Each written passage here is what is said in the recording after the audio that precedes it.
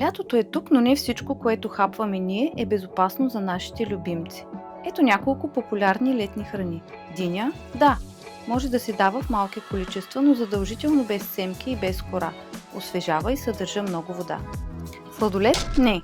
Обикновеният сладолед съдържа много захар, а някои видове могат да съдържат ксилитол или шоколад, които са опасни.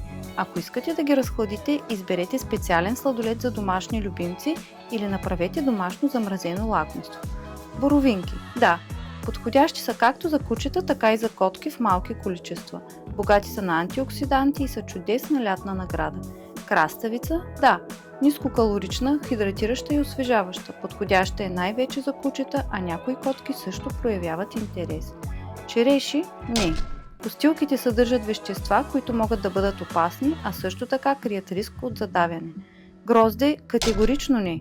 Дори малко количество може да причини тежко увреждане на бъбреците при кучетата. Не го давайте и на котки. Авокадо? Не. Не е препоръчително за кучета и котки, тъй като съдържа персин, който може да бъде вреден. Ледени купчета? Да. Може да добавите няколко купчета в купичката с вода или да замразите малко бульон без сол и подправки като освежаващо лакомство. Запомнете, всяка нова храна трябва да се предлага в малко количество. Ако любимецът ви има чувствителен стомах или заболяване, винаги се консултирайте с ветеринарен лекар. Ако имате съмнение, че вашия любимец е изял неподходяща или опасна храна, не чакайте появата на симптоми. Свържете се с екипа на Обединена ветеринарна клиника.